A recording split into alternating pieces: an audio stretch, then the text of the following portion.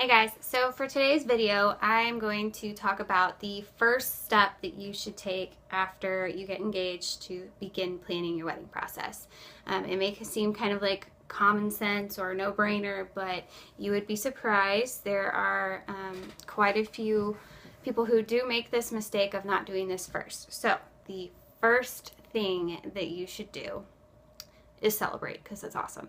Now, the real first thing that you should do is create your guest list. Kind of just write down, ask your parents, ask your fiance's parents, ask your fiance, and just think yourself, who all are you going to invite? Everybody has their own guest list, whether you know it or not.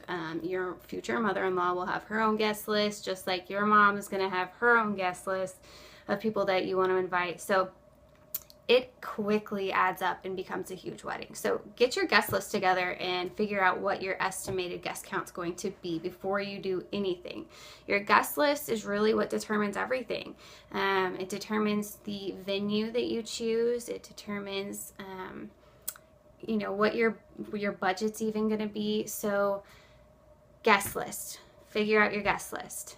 The second thing that you need to do is figure out your budget.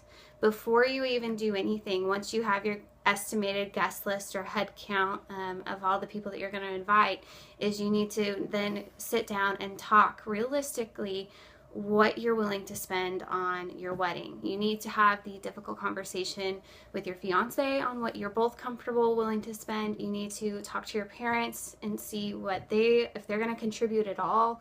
In today's world, there's so many couples out there that they're funding their own wedding. Weddings are ridiculously expensive. So it's kind of a hodgepodge of, the couple's throwing in their own money, and sometimes parents are contributing their own money. If you're the bride and your parents are fully covering the wedding, go you, that's awesome. But that's not so typical anymore. So talk to everybody that may be contributing to this wedding and set your budget. So that's the number 2 thing you do. Once you have your budget set, you need to go back and visit your guest list. Before you even book a venue or do anything, go back, look at your budget, and go back to your guest list that you have, your wish list of a guest list that you've created, and trim it down based off your budget. If you are working on a shoestring budget, which, let's be honest, most of us are, you probably are going to want to cut down your guest list. And that is the number 1 way that you can cut costs, is cut your guest list. The person that you haven't seen in 3 years, do they really need to be at your wedding? Probably not. How about the best friend that you've never met, your fiance's best friend that you've never met? Do they need to be at the wedding? Probably not. So start trimming those people out, and they will understand. Like I said, if you haven't seen them in 3 years, they probably don't even know you're engaged, other than Facebook. So cut those people out, trim down your guest list.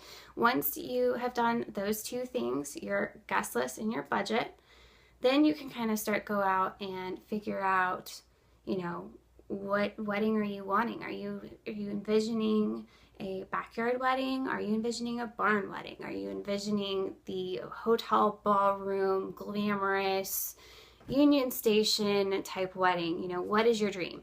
And then kind of start piecing it together. So the number 1 thing, figure out your guest list, then figure out your budget. If your budget is small, trim your guest list.